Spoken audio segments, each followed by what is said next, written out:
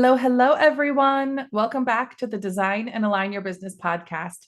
I am so excited to be here with Jill Wright, who is a 5-1 manifestor in human design and a time management strategist.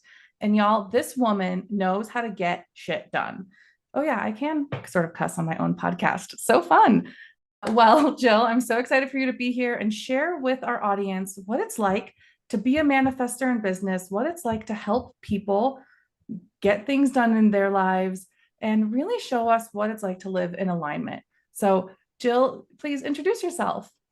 Thank you so much for having me, Anna. I'm so happy to be here.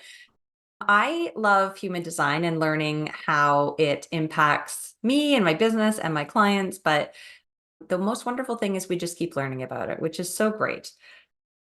For me specifically, I am a time management strategist, but as we were saying, I kind of wear many hats. So I struggle with how to define myself because as a manifester, I have all the ideas all the time, which makes figuring out what I do a little bit difficult, or at least not stagnant. Like it's always something happening in my brain, which is exciting. But the work that I do is very centered around helping moms battle burnout using the tools of time management and self-care, and recently human design, bringing that into the mix.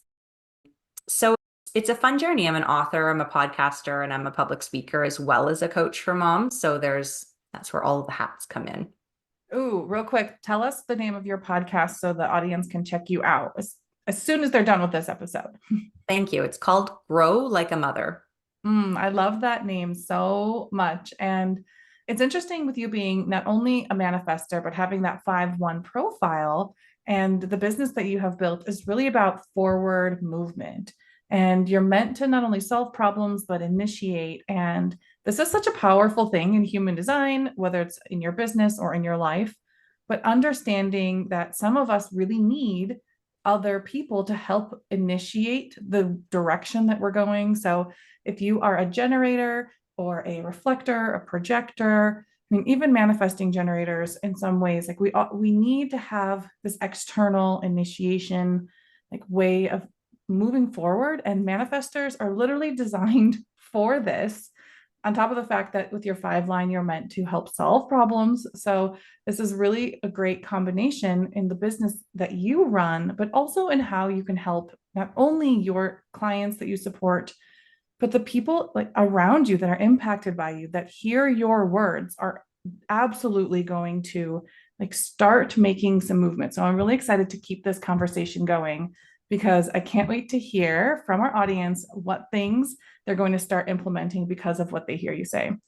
So share with us, Jill, a little bit of how you are leaning into your human design, that you know about yourself, and how you are taking action and supporting your clients in your business.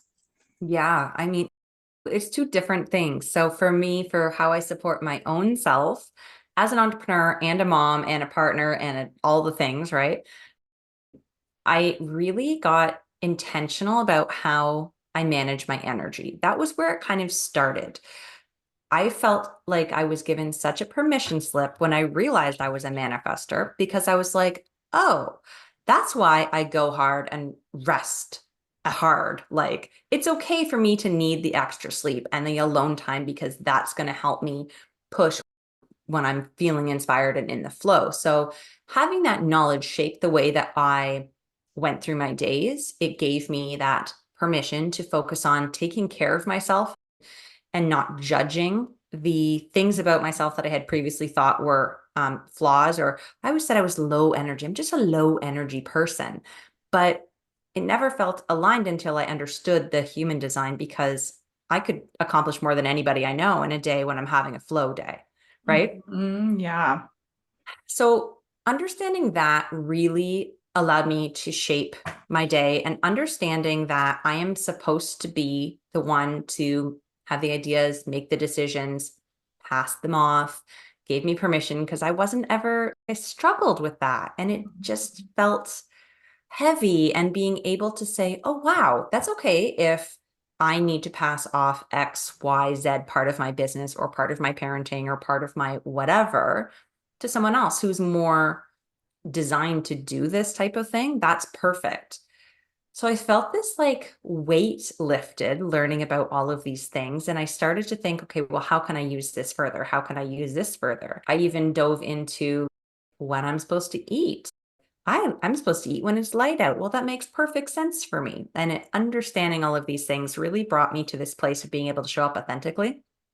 And Mm. then I got really passionate about helping other people show up authentically as well, not necessarily through human design, but through the tools that I was using that I got really skilled at manipulating to personalize to people. So my journey started when I was, I would say right about when my second child was born. It was 2019, and I was trying to open up or I was opening up a consignment store in my little town. And I wasn't going back to my corporate job. I just wanted to be an entrepreneur, to pave my own way. I've always felt that I want to be the boss type of vibe, which makes sense. And COVID hit, and I got roadblock after roadblock, and I wanted nothing more than just to keep pushing. And there was all these obstacles I couldn't control. So I started the inner work to figure out how I can get a hold of my mindset so I don't just go into overwhelm with all of these obstacles. And I started tweaking tools that I found, whether it be in the mindset space, the time management space, the manifestation space. None of it perfectly aligned with my role as a working mom or as a mom entrepreneur. And so I realized the value of personalizing the tools I was learning. And now what I do when I work with my clients one-to-one is I get some information from them that helps me personalize it to them. One of those key pieces being their human design. And with the, limited knowledge that I have, I see, okay, how can we make some of these tools work for you based on what I know broad spectrum about your energy type? And I don't go further than energy type when I'm looking at it, because that is certainly left to the experts like you. Well, But it thank you. helps me so much. It helps them so much. They walk away with things that feel doable for them in their their present season of life. We look at all the different pieces, but things that are going to work with their energy type, specifically with regards to productivity and rest when we're talking like burnout and time management. And that's so important because regardless of what type you are, we do all need to rest. Even though I used to think that as a generator, I was the cosmic energizer bunny, but Yeah. we need to rest as well. And so does every type, but how we rest is very different. And Yeah. that directly impacts our businesses, our lives. I'm so happy you brought this up because so many of us as entrepreneurs struggle with resting because we are out there trying to do the next thing in our business or continuing to do what we think is right, maybe like doing things that are not aligned for us, but we don't know about it. And I'm so glad that you're incorporating this in how you support people, as well as how you have been showing up authentically for yourself, because it is a fundamental part. That rest is what allows us to then have the energy to go do what it is we're meant to do in our lives, in our businesses. That is so good. Yeah. And it's cool because I started developing, I kind of intuited these four different archetypes, I guess you could say, of moms based on a bunch of different factors, but I grouped moms into one of four camps and created a toolbox for each of those four. And I realized when I was first doing it that each of those roughly, but pretty strongly connected to a human design type. And so as I was creating this, I created a quiz for people to find out which type they are, and then I could give them tools for that particular type. But I was able to develop and distill down like tools by what I call the supermom type, but then also tools by the human design type. And they often are the same tools. It's kind of fun also when they're not the same tools, because then I can provide more, but more Mm. often than not, they're so aligned. And it's a really fun thing to see. Ooh, that's so fun. So if someone wants to take your quiz, how do they get access to it? It's just on the website. So jillwright.ca. There's a little bar at the top that says, take the supermom quiz. It's 7 questions. It's really fun. Ooh, so fun. We'll definitely make sure to tag that in the show notes because I know everyone listening is going to want to know what Yeah. their type is or what kind of their archetype is. And I'm curious, as you have been doing this work, understanding not only yourself better as a manifester, particularly your profile, this is something that has been talked about a lot in the circles that I'm in, and really understanding your profile in addition to your type really Yeah. gives that nuance of how you're meant to show up in your life, who you're meant to show up as. Do you have any tips or thoughts for our listeners about leaning into your profile as you've been building your business? That's a great question because I didn't actually know too much about my profile until pretty recently. So I think I fell into it quite naturally. I was lucky that the way that I was approaching things seemed to flow really well. With the one, I've always been the sort of researcher. I always want to know I tend to research and then take action. And I have all of this back stuff and then I go. The research for me almost feels like the rest part of what I need. It's like rest through research, I guess. It kind of calms my brain, but also makes me feel really confident so that when I'm able to step into that leadership role, I know that the solutions I'm able to offer people are going to work because I've done the research and I feel really solid in that. So, for other 5-1s out there, if you aren't taking the time to do the solid learning to feel comfortable, it's going to be hard to step into a leadership role. And I always knew this about myself. I would say, like, through university and things, when I had to go do presentation, I went to business school. And if I had to do a presentation about something I wasn't super confident in knowing my stuff, I would be so nervous, which is funny. Now I'm a public speaker, but in the things that I really felt like I knew, I was excited to go up and talk about it. I knew exactly that I'd be able to answer any questions that came up because I knew my stuff. So I could be Mm. the leader. So they really together, these two pieces in my life have worked in tandem. And when I've allowed myself the, permission to step up as a leader, but given myself the support of you'll feel safe if you do this first, it's worked really well. Ooh, that is such good advice, not only for our 5-1s, but anyone who's got, first of all, that one line to do that research. You are made to do research. Like, it's part of your design. I actually heard once that people with a one line are like the Google before Google. If technology didn't exist, the one lines were out there researching in nature, in life, and then sharing that wisdom back out. And then for you taking that as a 5 line and creating those practical solutions, these toolboxes that you're talking about, I can see that even though you said you just recently got into your profile, I can see this is a perfect alignment of what your profile is, your design with your business.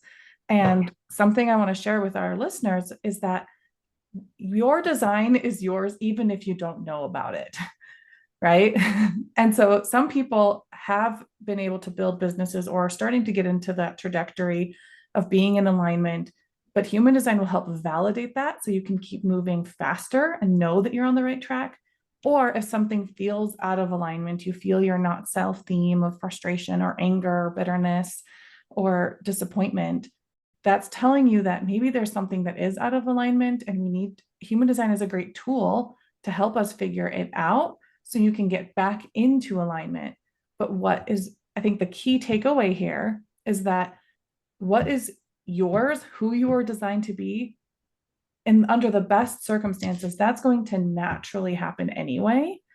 And then by knowing this stuff about yourself, you're going to be able to move so much more quickly, so much more confidently in the direction of whatever you're trying to build in your business, create in your life. And so this is, I've heard it called the cheat codes in life and business, because once you have got that clarity, there's nothing holding you back. Yeah. And I love that you brought up the not self because it clicked so well for me when I realized anger is my not self. And I was like, oh, it's not just that I'm an angry person compared to my friends. Like, I don't really get frustrated, I don't get resentful. I get angry. And I was like, is this mom rage? What is this? And then it was like, no, it's just a message that you're out of alignment. Like, pay attention. And I'm able to bring that knowledge to my clients as like a stop working on something when you're based on their human design, when you're frustrated, when you're whatever. And that knowledge is so freeing for them because they're like, oh, that's what I needed. I need this like when to stop or when to pivot, or I need an indication. And having that knowledge about their design and their not self is so valuable when it comes to productivity. Like areas you don't really even think that it could apply, it always does. I'd love for you to share maybe a tip, if you have a little tip or Yeah, something that you'd like to share about the different human design types around sure. productivity or something. That would be so fun for our listeners. Definitely. So I can do one of two things for you. I can either give some rest tips by human design type or some like time management tools by human design type. What would be more valuable? Let's do time management. I think Cool. entrepreneurs, I mean, yes, rest is important, but we're always trying to keep doing things like moving forward. And this is, I think, going to be a really fun gift for our audience.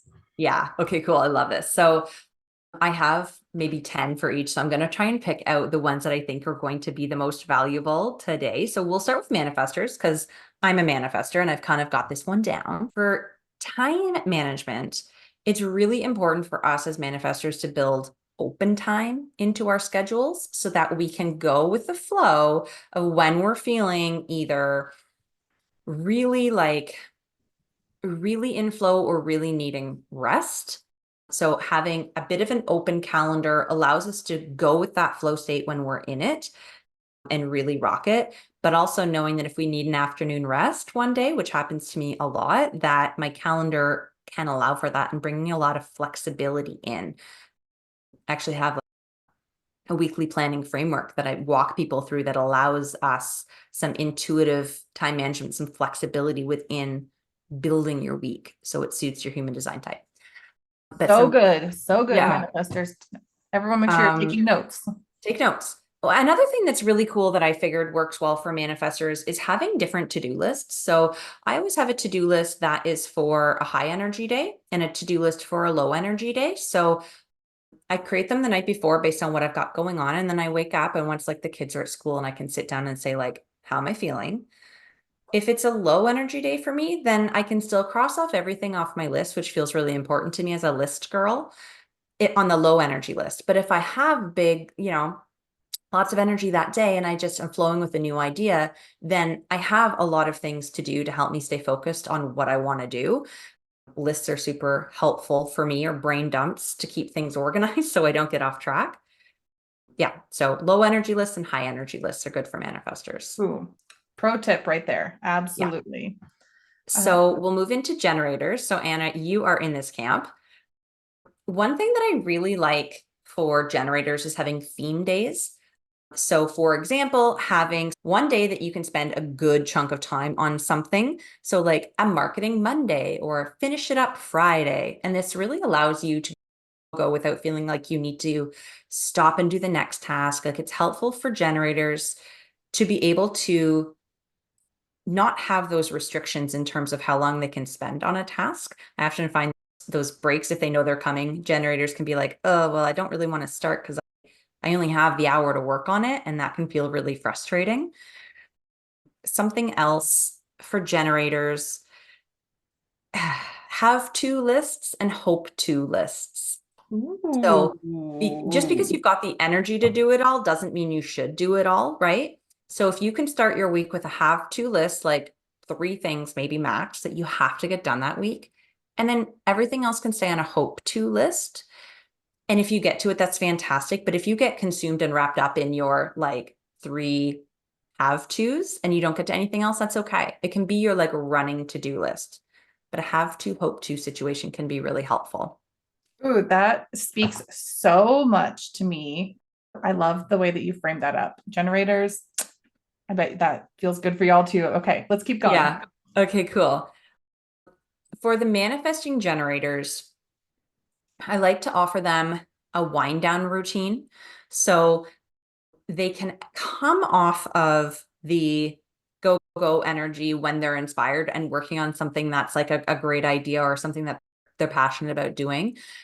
Because a lot of them can get stuck not wanting to leave what they're doing and transitioning into, you know, out of work and into picking kids up or whatever the case is. So I always encourage, I personally do shut my computer screen or sage my room when I'm done, or I have some sort of quick routine that's like work is finished, on to the next. So that can really help transition for manifesting generators. And a brain dump is a super great thing for this energy type as well, because you have all of these potentially all these ideas and all this energy, and to be able to actually be productive, it can't stay in your head.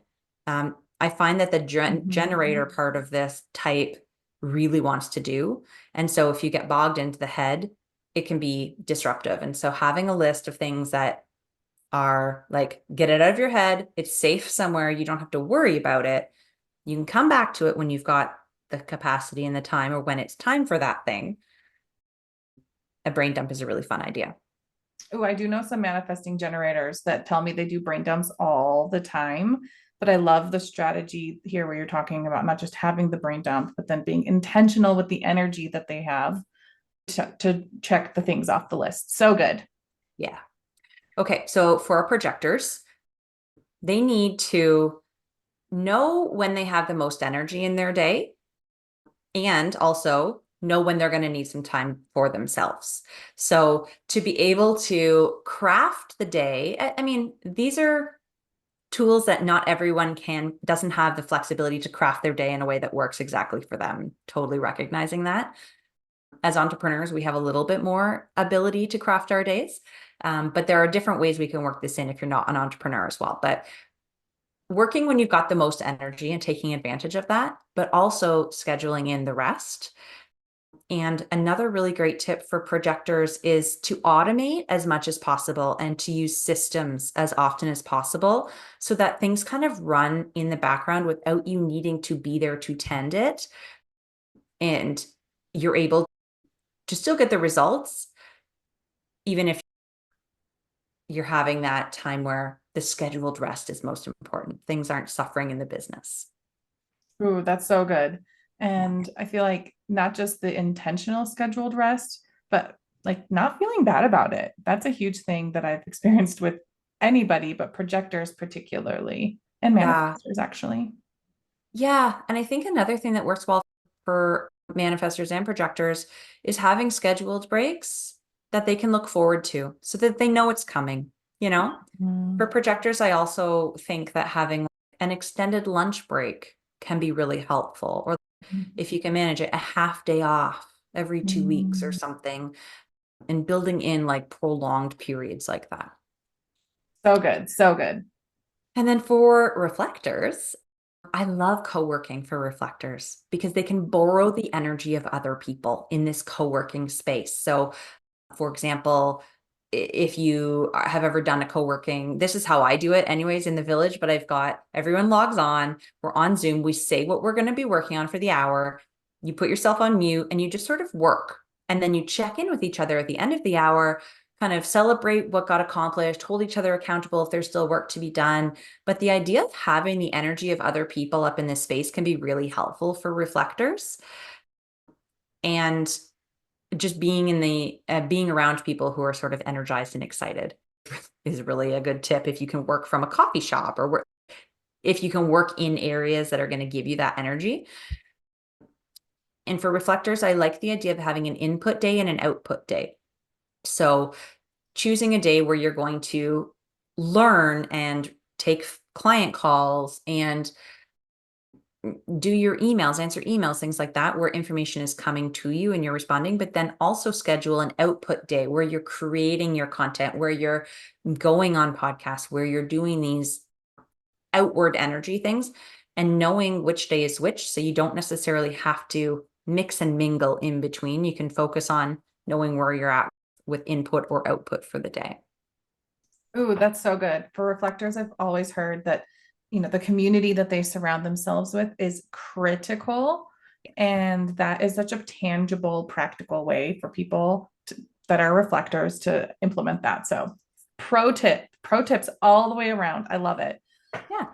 So, you've given so much value. I'm so excited for people to listen to this episode and absolutely connect with you and really dive deeper into what this productivity time management looks like, because whether you're an entrepreneur or whether you're out there trying to create something in your life, that knowing how to use your energy, your time in the most efficient way is so important.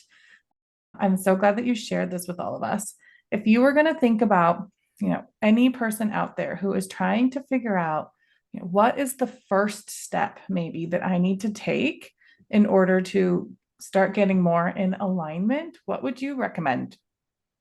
Well, first, of course, get Anna's human design chart done because I mean, it's the bee's knees. I send people over to you all the time and they love, love, love your charts. So if you don't already have one, or if you don't have one from Anna, start there and just get curious. Just follow the threads because the more you learn about yourself, the more realizations you're going to have, and the more you're going to be making intuitive decisions on which rooms to be in, which groups to be part of, which podcasts to listen to. And so the more that you unravel, the more value you're going to get, and it's going to come naturally. And of course, there are ways to accelerate it through getting support and being part of groups and all of these things. But if you're just at the beginning and you're curious, you don't need to pay anybody to do anything. You can just go out there and explore. And when you're ready to lean into something more deeply and feel that you want support in a particular area to learn something, then that's the right time to sort of dive in deeper. Oh, well, thank you, first of all, for encouraging people to check out the chart on my Instagram, which is I am Anna Nichols. We'll also throw it in the show notes. But what's so cool about that, when you said to dive deeper, it's what's so cool about this chart is that it is interactive. And so you can hover on the different components of your human design, and it'll give you more than a lot of the charts where it just gives you information, but it doesn't explain anything. So Mhm. thank you so much for that. And I loved how you talked about unraveling and starting to explore. I always also encourage people to go down the rabbit hole, explore, do all the Googling, because there's a tremendous amount of information out there in about all the different parts of human design. What I find when people work with me, and I think you also could experience this with people working with you, is that how do I take this information and then actually practically implement it into my life, which Yeah. that must be our five lines for sure. Yeah. Well, it's funny because I have so many people come to me and they're like, I've literally done all the learning. Like these are ambitious women and they want to grow and they want to learn and they want to balance their life and become aligned and all of these things.